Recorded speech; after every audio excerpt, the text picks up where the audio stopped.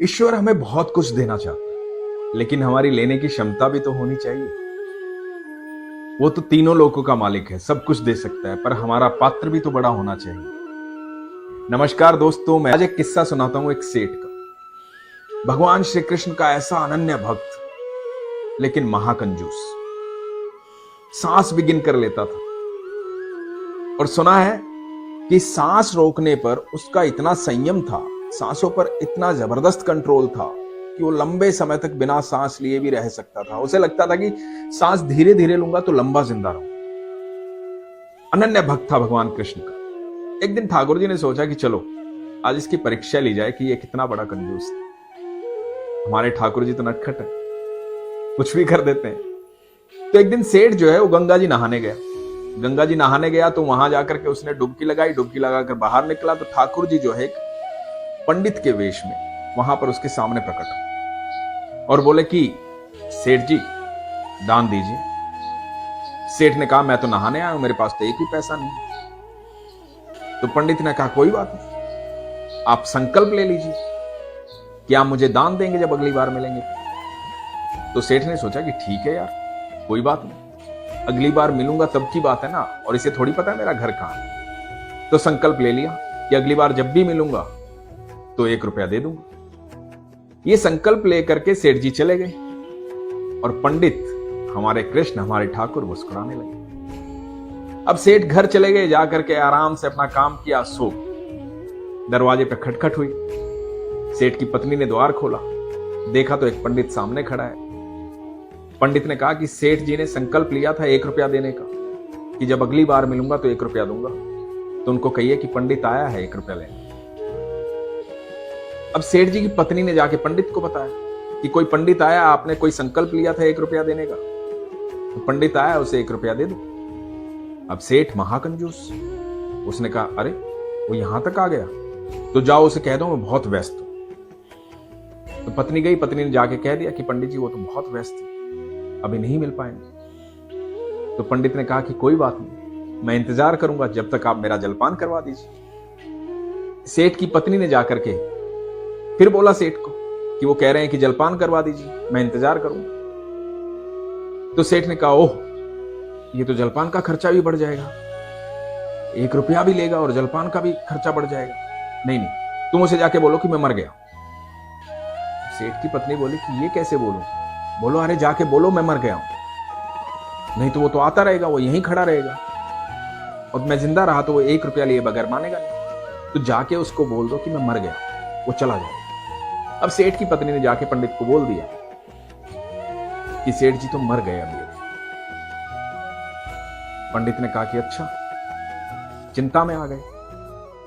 बोले कि आप एक काम कीजिए, मैं पूरे गांव में खबर कर देता हूं, क्योंकि आप अकेले कहां कहां जाओगे, किस किस को बताओगे कि सेठ जी नहीं रहे। दुख की घड़ी में मैं आपके साथ खड़ा हूं, मैं सबको बता के आता हूं कि सेठ जी नहीं रहे। तो आप बिल्कुल चिंता मत कीजिए, सारी तैयारी हो जाएंगी उनके अंतिम संस्कार। अब जो है पंडित ने हर जगह बता दिया। थोड़ी देर बाद सेठ के घर के बाहर बहुत सारे लोग इकट्ठा हुए। अब सेठ की पत्नी ने बताया कि ऐसे ऐसे हो गया। तो सेठ जो है सांस रोकने में माहिर था, सेठ ने सांस रोक ली। अब लोगों ने देखा कि सेठ मर गया। इधर सेठ की पत्नी चिल्ला चिल्ला के कह रही है कि जिंदा है, मेरा पति जिंदा है, नाटक कर रहा है, जिंदा है, मेरा पति जिंदा है। अब लोग सोच रहे हैं बेचारी बावरी हो गई है, पागल हो गई है, पति के वियोग में चिल्ला रही है, रो रही है। हर आदमी ऐसे ही करता है, उसके साथ सहानुभूति जताते हैं कि बहन क्या कर सकते हैं इसे, ये तो ईश्वर की माया है, इसे तो कोई रोक नहीं सकता। और वो चिल्ला रही है, सबको कह रही है कि मेरा पति जिंदा है।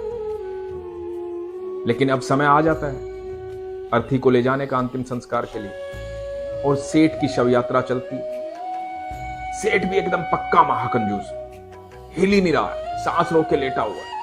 उसने भी सोच लिया है कि होने दो, देखी जाएगी जो होगा। तो कृष्ण मुस्कुरा रहे हैं पंडित के रूप, कह रहे हैं कमाल का इंसान, वाकई महाकंजूस है, सब ऐसे ही नहीं कहते, अद्भुत है। लेकिन सेठ जो है मन ही मन, अंदर ही अंदर सांस रोके हुए सिर्फ कृष्ण की भक्ति में लीन है, सोच रहा है कृष्ण कृष्ण कृष्ण कृष्ण।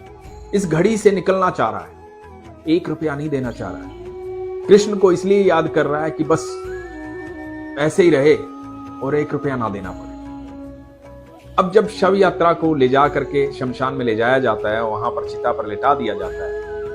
अब कृष्ण भी जो है ऐसी परीक्षा में फंस गए हैं कि अपने भक्त की ऐसी परीक्षा ले रहे हैं कि ये तो सेठ, तो लोग इसको जला देंगे, और सेठ जो है ऐसे एकदम संकल्प लेके बैठा है कि नहीं, सांसें नहीं चलनी चाहिए। तो कृष्ण उस सेठ के कान में कहते हैं कि मैं बैकुंठ से आया हूं, तेरा कान्हा हूं मैं, तो मांग ले जो मांगना चाहता।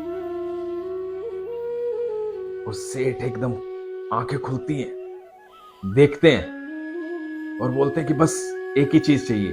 बोले क्या? मैं अपना संकल्प उल्टा लेना चाहता हूं। भगवान कहते हैं तो खास दोस्तों, सेठ की भक्ति बड़ी कमाल की थी, लेकिन पात्र बहुत छोटा था। आप जब ईश्वर से प्रार्थना करते हैं, ईश्वर की पूजा करते हैं, आप किसी को भी दान देने में क्यों हिचकते?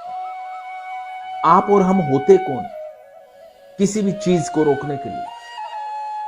हम तो माध्यम में सिर्फ, यदि हम किसी के लिए कुछ कर सकते हैं, दान दे सकते हैं, किसी की सेवा कर सकते हैं, किसी की मदद कर सकते हैं, हमें कर देनी चाहिए। देने वाला तो वो है, तीनों लोगों का मालिक तो वो।